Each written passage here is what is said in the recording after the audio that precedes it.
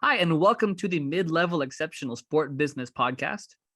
As usual, this is our opportunity to connect with folks in our industry, in the sport industry, who are moving our business forward. Today, I'm joined by Matt Wolff, founder and CEO of Ticket Time Machine. Thank you so much for spending some time with me here this afternoon, Matt. Yeah, great to be here, Joe. Well, as you know, I usually like to allow my guests to tell their own story. So why don't you start us off by walking us through a little bit of your background? Yeah, I grew up in New Jersey, went to the University of Florida, go Gators, and had a bunch of jobs that aren't even worth chatting about. Eventually got a job with a ticket printing company and really enjoyed it. Fast forward 10 years or so after that, started a company called Ticket Time Machine. We're keeping the printed memory alive with our physical keepsakes. And here we are today. Well, that was certainly a very brief overview. We're going to dig into a little bit more about what led you to start Ticket Time Machine and what that means. But before we get to that, what were some takeaways that you had early in your career that helped you build to a point where you were ready to start your own company? Yeah, it's an interesting question. I think first and foremost, I didn't like being told what to do. I didn't like not having any control over my own destiny. I think it was as simple as that. And it was just a matter of finding something that I could do on my own. I've always had these ideas, but never anything that kind of could build to something. And but I think that was it. So what was the initial inspiration then? That if you've had these ideas, and you've kind of had that urge to do it for a while, what was the jumping off point that led you to being willing to kind of take that plunge? Yeah, it's probably a combination of a few things. The story of the birth of Ticket Time Machine is that I was at a Marlins game and Edinson Volquez throws a no-hitter. I'm a collector, but it didn't even occur to me to ask for a printed ticket. But over the loudspeaker, they said, "Hey, if you want a ticket to commemorate this, come to the box office." And I said, "Great, let me go over there." And when I went up to the box office, I said, can you put Edinson Volquez no-hitter on the ticket? And they said that they can't. And I know that they can because I've been in the industry a long time and I know how all this works. And that was it. I said, all right, if they're not going to do it, then I'm going to do it. And I just was very determined. Part of it was I was unhappy at the job I was at. That always helps. But that was it. And I said, I'm going to do this. And from all the stuff I've tried to start before and the ideas, I kind of stopped once I hit that first challenge. And I said to myself, it doesn't, no matter what, I'm going to do this. This is the thing. I'm going to make this happen. So it sounds like to me that it was not just the combination of wanting to strike off on your own, but it's finding that thing that really aligned with your passions, being a collector yourself, finding something that because entrepreneurship isn't easy, right? So being something that you're really willing to tackle those challenges for beyond just the financial reward. And I think that's something that a lot of folks who are going into the sport industry can probably identify with, right? Yeah, I think it's a great point. The fact that I'm so passionate about sports and entertainment and events and collecting, and I am myself, it made it a lot easier for me to push forward with it. Whereas if it was something else, I would have been maybe not as excited about. So I think it's a lot, you have to have passion about what you're doing and belief in what you're doing. It's a combination of finding that good idea and then being able to make it happen. Yeah. And now, Ticket Time Machine, where you're at now, I mean, the way you describe it initially, it's very easy to get confused. This is not just about printed tickets. Right. It's not about printing tickets. This is about commemorating events. So we have tickets, we have credentials, badges, magnets, wristbands, whatever it is. It's just about, and we do digital experiences with our stuff to sort of bring people back to the event, fan engagement, added value for sponsors and partners. So it's not just, we call it Ticket Time Machine. It's the name. It's why my friend always says, like, well, you're called Ticket Time Machine. I'm like, you got to call it something. I think it's a great name, but it's really just anything, any type of printed memory, and just commemorating. We do admission. We can do access. We can control access with barcodes and RFID. Probably 1 out of 10 jobs we do is like that. It's just that's the way of the world. Everything's gone digital. But yeah, it's we're a commemorative product company, an entertainment company, and a fan engagement company. When you started this, did you see it becoming about all of these other different commemorative aspects, or that's something that just it grew to? I mean, the first when I first started it, it was basically just a box office, thermal ticket. That's what it was. It was just, hey, I know I could do thermal tickets all day long. I think this would be great. We could print stuff that people want that others won't. That's really when I first thought it would be. And then, through conversations and relationships and networking, the vision grew bigger.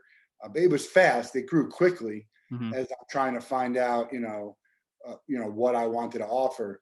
But yeah, the initial thing was really just a thermal ticket, like, hey, somebody has a digital ticket, we could print one of these for them. And you're talking to And folks. by the way, there's a lot, it could just be this if I had, my way and I could do whatever I want with whoever I wanted, and that would be a successful business. Mhm. But it turns into one of those things where you're talking to folks, you're talking to other potential clients, customers, or just friends in your network, and they say, "Hey, would you be able to do this?" You may not know how you do that yet, but you say yes, and then you figure it out later. Yeah, the answer is always yes, we can do it. But we try and operate in the specialty, the things that are we specialize in, which again is our animated tickets and the thermal tickets, and we do a lot of other things. But there's times when I'd say go to someone else. They do this stuff better, because they just do. I'd rather have you go there, right, and then come to me when you have something that's a special. And I've always done that throughout the course of my career, because like you could go do this. This is going to be better for you for this situation, but think of us for other ones, or Right. maybe someone else. And I think that's a good way to operate in business, in sales anyway. It's maintaining relationships and focusing on the long term over the quick hit. Yeah. Absolutely. So, you know, over your time in your career, both at Ticket Time Machine and before that, how was your perspective changed as far as what you would look at and define success as? Man, that's a, success is such a subjective thing, right? I was at uh, LexisNexis Risk Solutions. I hit Circle of Excellence 3 years in a row, got a bonus, we got a wonderful trip. It was great. I love that. Uh, and the difference between hitting that and not hitting that it's like this.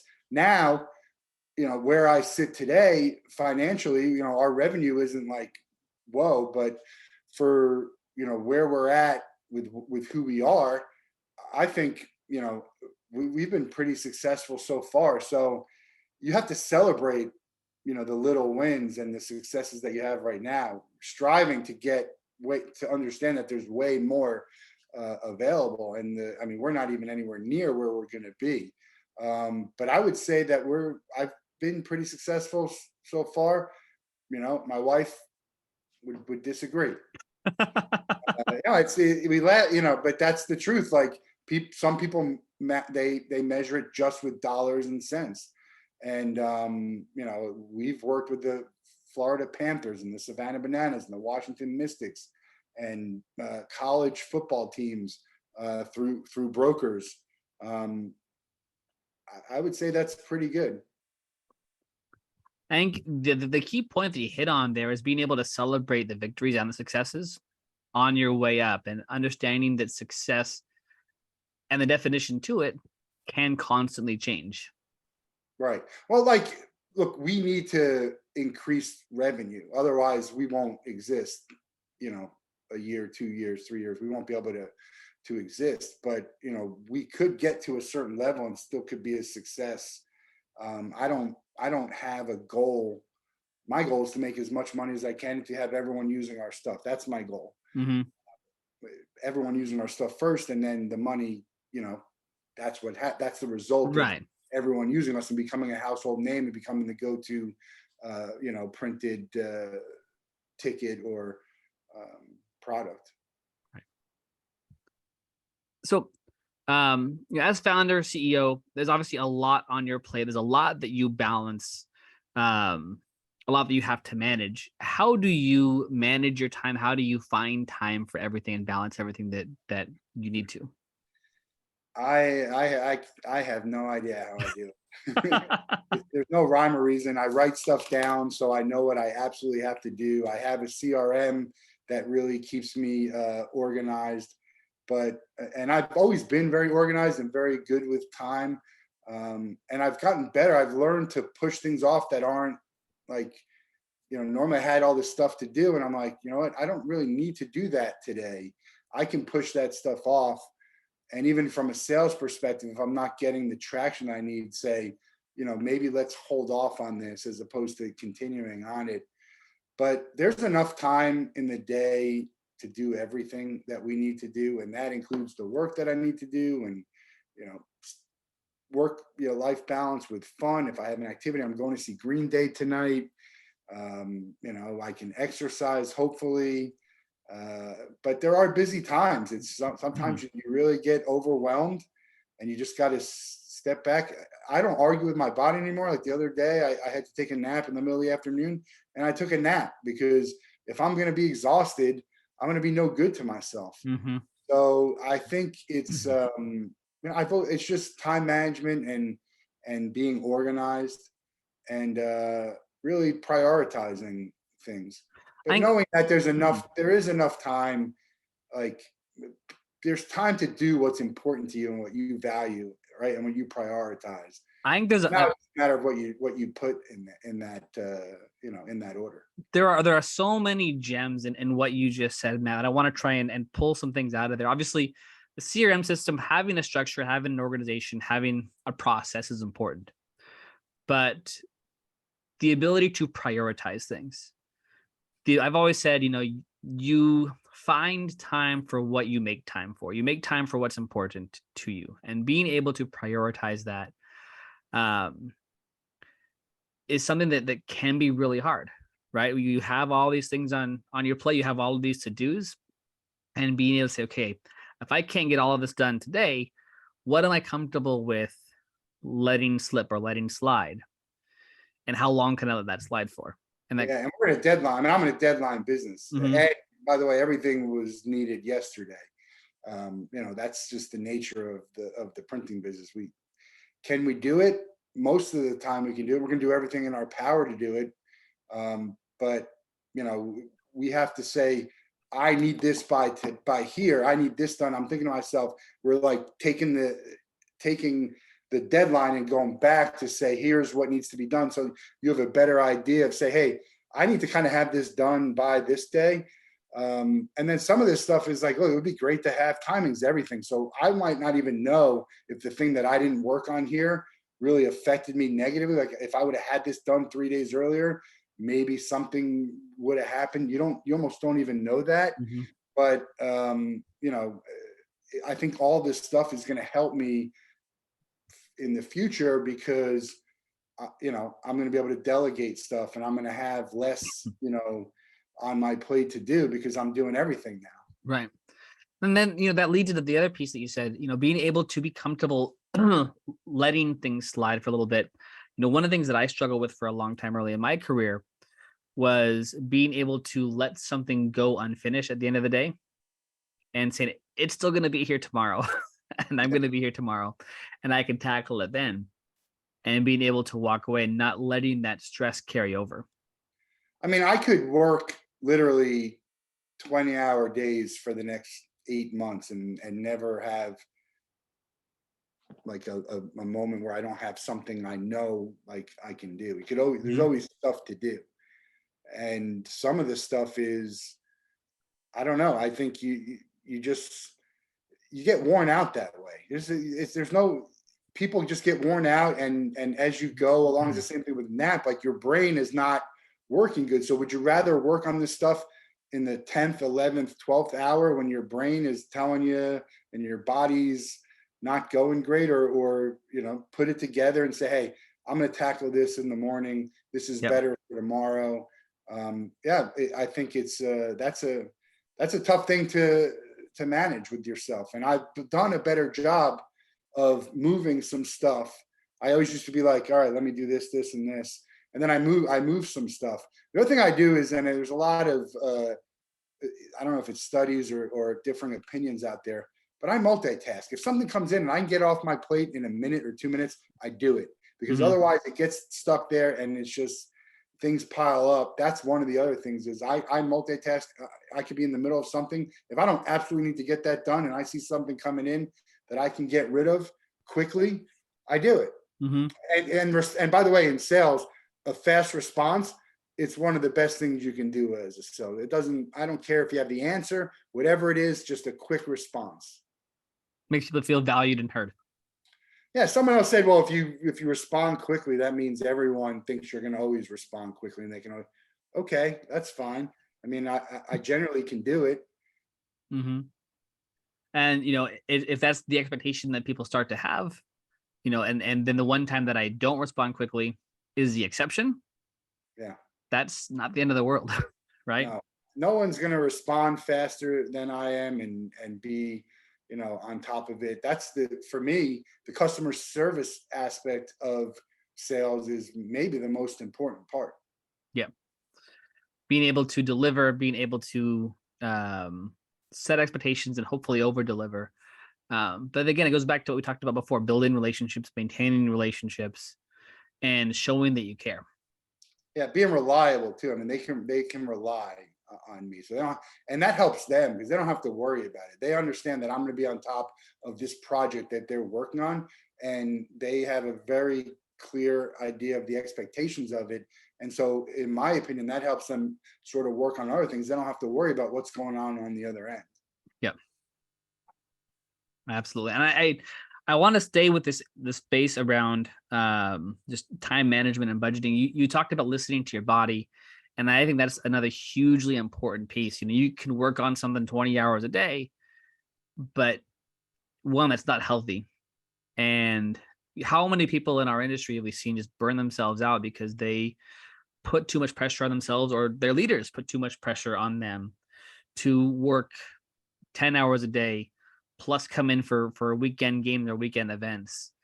And eventually, before too long, the industry or the company you got into because you loved it and there was a passion, it was so much fun, you start to dread and the fun gets sucked out of it.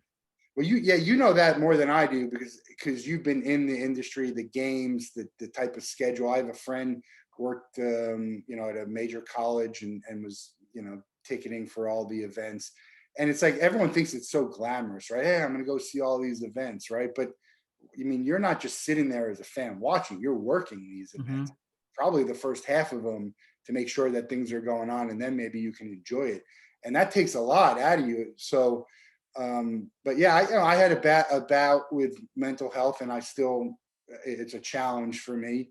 And so that's why I don't argue. If something's going on, be like, all right, why am I feeling this way? And you want to be energized and stuff. Now, Mm-hmm. don't get me wrong, you got to push through stuff. I can't. I'd love to just sit and do all the time. So there are times when you just got to kind of push through and you don't have a choice.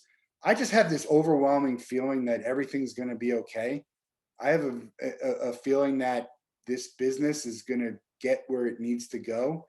And so if I take care of the important things and those deadline things, you know, what's the rush?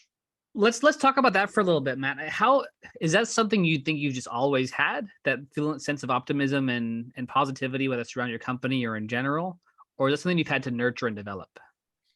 No, I always had the faith. I don't know why. It's interesting to find out why I just have that feeling that everything's going to be okay. I have 100% confidence in myself and who I am and what I do. And so that's part of it. I also surround myself with a great circle, people who are helpful regardless of what that is. If I ever need anything, um, so that's always just been, I'm very fortunate and blessed and privileged, whatever you want to call it, to be able to have that feeling, because a lot of people don't. There was a point when I was unemployed for like 2.5 years. This is way, way back. And the job I got was a job with a small company that a year later got bought out by LexisNexis. And the first day of that company, I called my brother and sister and said, I'm not going back. And they're like, no, go back. Because I hadn't worked in 2.5 years, and it was a weird day. And I went back, and the rest is history. A year later, they get bought out. All of a sudden I started to have success, trips, money, and then that all that afforded the ability for me to start my own company as I'm working. Mm-hmm. So but I think people should not worry about a lot of this stuff. I know, especially the stuff we can't control. I think that's such an important takeaway, being able to focus on what you can control and maximize that. Maximize your output, because there's only so much that you can control, and not let things that you cannot control occupy too much of your time, mental health and energy. And by the way, we can control very little in our life. We have very little control of the stuff that goes in our life. I think it's the sunscreen song by Baz Luhrmann. There's a thing in there about that's a great song, by the way. You know it when it's basically spoken. It's a list, yeah. It's like a graduation speech. Yeah, and there's something in there about not worrying about things you can control, and then like you control very little, which is true. We all want to control a lot. I'm not a control freak, but I like to be in control of what I can. To feel like you have your hand on the wheel a little bit. Yeah, but very little. Now I have all like complete, everything that happens, good, bad, or otherwise, is my fault. You have people like Gary Vee who will tell you, well, take the ownership of all this. I don't necessarily agree with that. Look, you are supervising people and they're supervising people, but we're all adults working. Mm-hmm. And if someone messes up, they have to be held accountable for it. And we have to figure out how did it happen. And maybe some of that trickles up,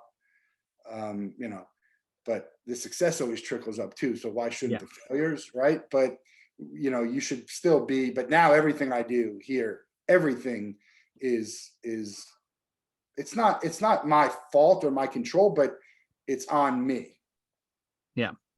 I think, staying in this subject area for a little bit, I think this has been such an important part of my own career, focusing on, you can't control things that happen, but you can control how you react to those things, right? So if you want to focus on anything, that's where you spend your time and energy.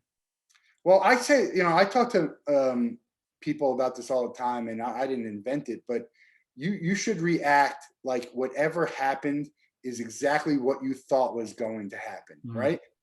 And I've done a better job lately of doing that, as opposed to getting all up in arms about and trying to, you're trying to just have a conversation with someone as people, and hopefully the person on the other end is compassionate and can see your side of it and do it. I'll tell I posted the other day, I don't know if you saw it, where I was at an event and I had a VIP ticket, but I didn't know what that included. And then I scanned it and then it didn't go. And they're like, well, do you have this other thing? And all they need to do is give me a wristband and let me go. There's no one there. I wasn't giving me anything for free. And it's just like, part of the issue is, why doesn't that person just understand, hey, give you a wristband? Highlight the experience, make it a positive. Yeah. And maybe it's that they haven't given them control to, we don't have the authority to do things. Like, we're so micromanaged that we have very little authority to do anything that we're allowed to. So we're always going to someone else. We were at Lady Gaga. There was a delay, a long time. And my wife goes to pay for something. It was actually the second time I bought, and then we went and bought again. And the credit card's not working. Meanwhile, they're cashless and it's not working. He tries to do it. They're not working. The guy goes, you know what? Just take it and go. There's just certain things that are just so common sense. It's just, that's, I think it's so important for people to be able to do that. And most of us can't. Yeah. Matt, I'm going to give you a really hard pivot here. I think you've given a lot of really good insight into a lot of different things, both in terms of how you've tried to drive and grow your business and your overall business philosophy. But I'm going to give you a hard pivot into your daily podcast. Okay. What led you to launch that? And is that something that plays into your overall strategy, or is that just something that is another passion that you Yeah, have? LinkedIn Live. Everyone said you got to do LinkedIn Live. You got to do content. So I was like, all right, well, how do I do that? And as I found out, you actually can't just go live on LinkedIn the same way you can go live on Facebook. You have to do it through a platform. And I'm like, well, if I'm gonna have to do it through a platform, why don't I just put a show? Or I saw a friend doing a podcast or a show, inviting guests on to talk. I said, why don't I just do that? Because I've it's funny because someone posted, I think it was Tim McGee. Do you know Tim McGee? I don't. Yeah, I should introduce you to him. He's got a podcast and he posted about how he had a last minute cancellation and they just went on it anyway. Well, he has a co-host. So him and his co-host can come and have some banter. And so I've had cancellations where I've had to just go on and talk, and I've done for like maybe somewhere between 2 and 5 minutes. It's really difficult to do. And nobody wants to hear me do that. I guess I could script and come up with like a 2 minute thing. Jesse Cole's got a 1 minute advice. It's great. It's not me. I wouldn't be good at it. So I decided to do a show and I brought some people on. Let's talk about, let you come on, talk about who you are, what your story is, and what you're doing. And, one show a week became 2 shows, became 3, became 4. And then next thing you know, we're at 200 something episodes. Beginning of the year, I'm like, I got to slow this down a little bit. Let's do 2 shows. And then I was doing 2, and then again, 2 became 3 and now 4. It's fun for me. It's a great way to meet new people. It's a great way to help other people. Sure, there's people who've turned into business or into better business relationships, but I think there's so many stories out there that need to be told. And, people who've never heard of these people, and some stories from people that you know about. And we really try and get below, the surface, not just, that's why I do it unscripted. And Mhm. I don't, we do an hour. So it's not just people with their talking points, and it's not an interview, it's a conversation, although I am asking questions in a sense. Um, and it's fun. And I think I've become good at it. I've had some really good guests, and I think, the future as I can get better guests and better production value, there's no reason why this can't be as good a show as there is out there. I love how you set it up. I mean, like you said, it's conversational. At the same time, there are a couple of questions that you like to kind of lean into on everyone, but they're fun questions, right? They're questions that people are going to have to think about a little bit, and that also shows a little about who they are, right? And things that you probably wouldn't expect to hear on a typical business or industry podcast. You really are able to tap in to find the personality of your guests.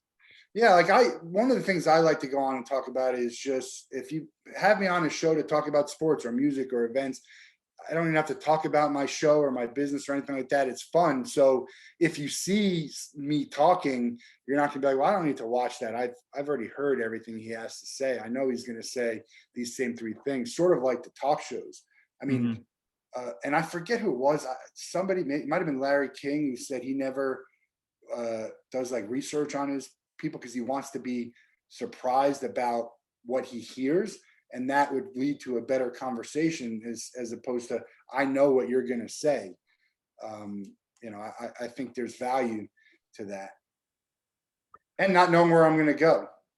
I mean, anytime that you're going to reference one of the greatest interviewers in history, I think you're probably going down the right path.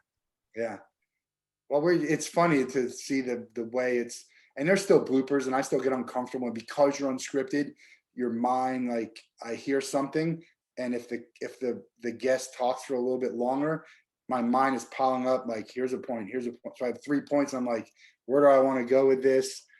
So it's not smooth by any stretch, but I think nobody cares. Like, that's the real, it's genuine, it's real. And no one's going to care if you have a minute of silence, or if there's some errors in there. We're not doing anything professional. I think sometimes the professional productions of everything would be better served not caring about being perfect. That is a little bit more off the cuff. Like lip syncing, right? Because you have a track and it's going to sound better. Hmm. Yeah, no, I think just the with the volume of podcasts, the volume of content out there, finding your way to stand out. But at the end of the day, the way you stand out is just by being yourself and by being authentic. It's the Yeah. same thing that we tell the salespeople, or that I would tell the salespeople in training, is look, like, you're gonna try and break through the noise. People have so much coming at them all day. There's no way you're gonna get someone's attention if you're trying to go off of a script. You have to be who you are. You have to lean into your own authentic personality and find a way to find out who they are and engage them on that same level. Same kind Yeah, of thing. that's, the good and bad thing about sort of the Wolf Den is it's about the guest. So I don't anticipate anyone coming to watch the Wolf Den every day, because there'll be guests who don't interest them. So it kind of really does rely upon the guest. Whereas there's other shows like Howard Stern or Rogan, whatever, that you're come to hear that person talk. And I think if I had a co-host and a guest, I probably could do that. And my friend Adam and I are we're working on some PTI type stuff. We did one episode. We're gonna try and fine tune this and work on something, because I think we do have some value and entertaining and thought provoking content. Yeah. Well, we are starting to run down on our time here in the window that I have. So I'm going to hit you with my last question, Matt. I like to close with this one. You get one big promotion. And obviously, you own your own company, so maybe promotion's not the right word, but you're getting bumped up to president of the sport industry. And that is not just your company. That is not just vendors. That is all the entire industry, team side, outside of teams, everything. With that, you get a magic wand that allows you to make one change to the industry, and that change happens overnight. It is not something that has to take time to get baked in. What change are you making, Matt?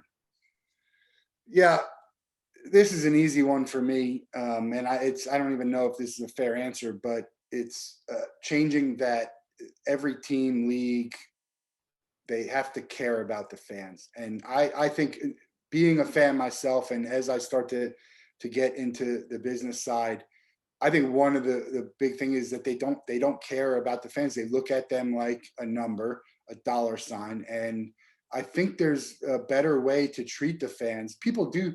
I think a lot of what's going on is it's under the guise of fan engagement and trying to be good to the fan, like very lazy, low minimum effort to say, oh, we did this for them. And I think if you treated the fan better and not worried about the money so much, I think the money will still be there. I think there's ways to get the money, like even just charge, if you charge $2 for a bottle of water instead of $5 for a bottle of water everywhere, I think you might make the same amount of money. I think you'd be surprised how many more people would be buying bottles of water at $2 a piece, right? Mm-hmm. But it's just thinking about, it's as easy as that. When you're at a festival, we were at a game, and it's kind of so hot, but I can't spend $6 for a bottle, like all this water.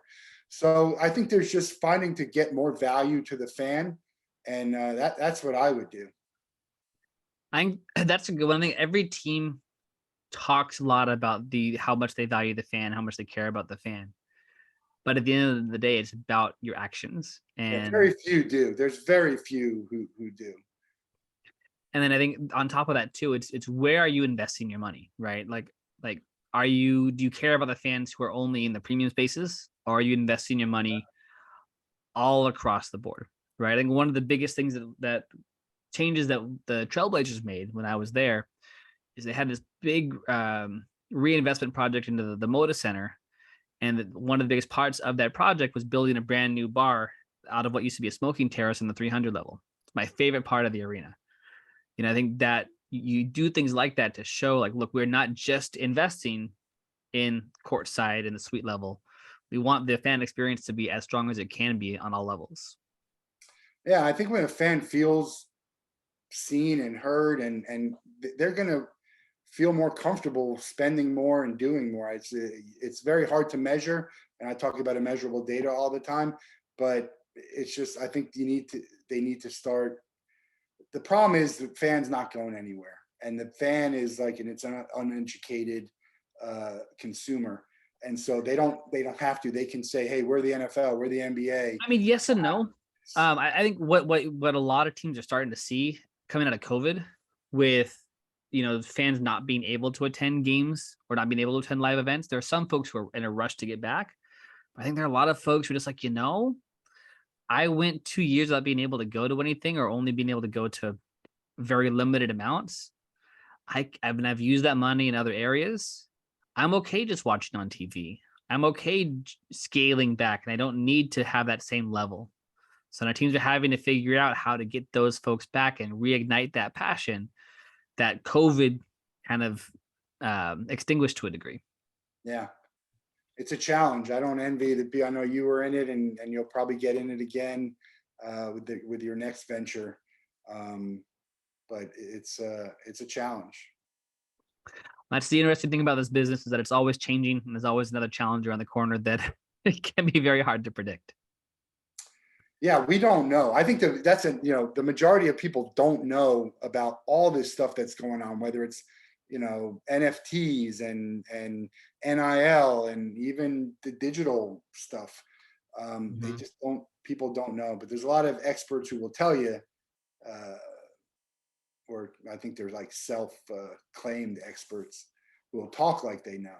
It's okay to say I don't know. That's the other great thing. I know it's okay to say I don't know. Let me find out for you. Or we don't know. We're not. That's the other thing, is updating. Like even just in concerts, like update us. Tell us what's going on. Is there a rain delay? Tell us. Yeah. Update. It's so easy to do, and they don't. There's so many ways to communicate. Yeah. To take advantage of them. Too much communication, actually, probably. Yeah, sometimes. Yeah. Matt, thank you once again so much for spending some time here with me this afternoon. For those of you who are listening, thank you for spending time with us as well. I hope you found this as beneficial as I have. Make sure you're looking for Matt on LinkedIn and LinkedIn Live. You can find him on LinkedIn at Matt Wolff with 2 Fs. And Ticket Time Machine. Make sure you look up his previous episodes of the Wolff Den.